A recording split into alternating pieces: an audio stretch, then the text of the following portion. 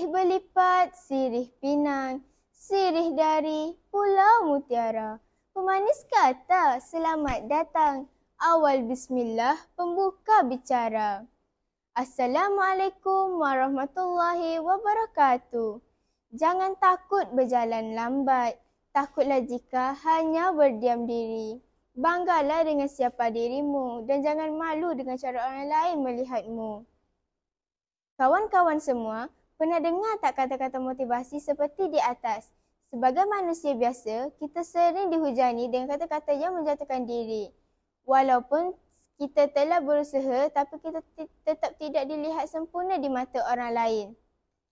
Saya Nurdini Irdina binti Nur Hisan daripada SMA Al-Falah, merupakan pelajar dan kod sekolah TFT 2001, ingin berkongsikan sebuah buku motivasi yang bertajuk Kata-Kata Itu Meracunku.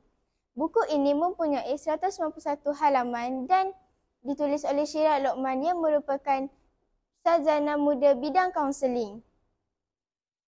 Melalui buku ini, mengajar saya untuk mengurangkan rasa ketidakkeyakinan dalam diri saya. Buku ini mengajar saya untuk mengenali emosi yang wujud dalam fikiran saya. Seperti ketika kita mendapat kata-kata kejian atau mengalami kegagalan. Ia juga mengajar saya untuk melawan kata-kata negatif yang dilontarkan kepada saya. Buku ini juga mengajar saya untuk lebih memahami diri sendiri dan menerima nasihat daripada orang lain. Kesimpulannya,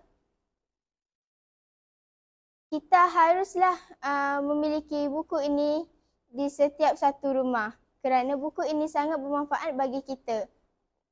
Buku ini telah beri banyak pengajaran kepada saya dan buku ini juga telah memberi saya dorongan yang terbaik bagi saya. Sekian, terima kasih. Assalamualaikum.